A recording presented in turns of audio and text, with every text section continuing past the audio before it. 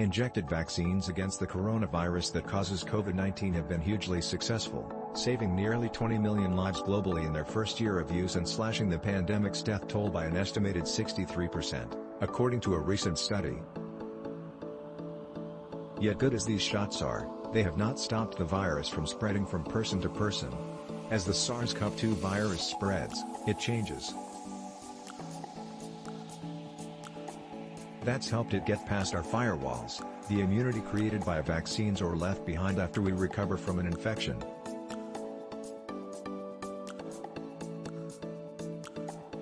Which is why, well into the third year of the pandemic, we're in the midst of another wave of COVID-19 caused by the most immune-evasive variant yet, BA.5.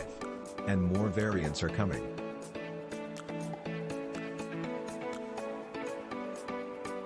Even as vaccine manufacturers race to update the first-generation shots in the hopes of patching up our protection for the fall, other scientists are taking a different approach, making vaccines delivered via nasal sprays or tablets that would deploy more immune defenders to the body's front lines.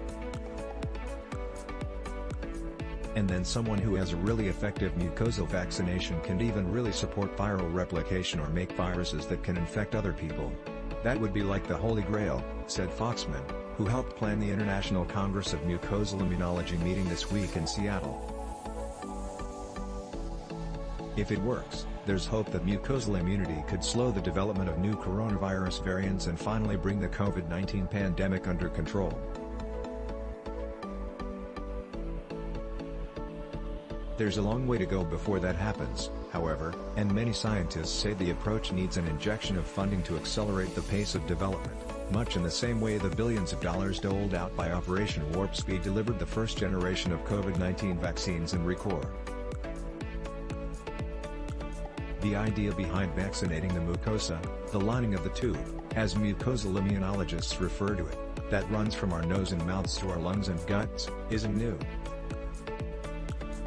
There are 9 existing vaccines that work this way, including oral drops that protect against polio, cholera, salmonella and a rotavirus, and a nasal spray, flu mist, that inoculates against the flu.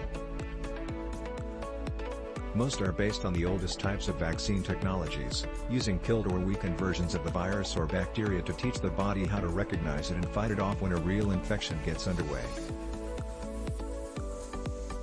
Because of those actual pathogens, some people can't use these kind of vaccines.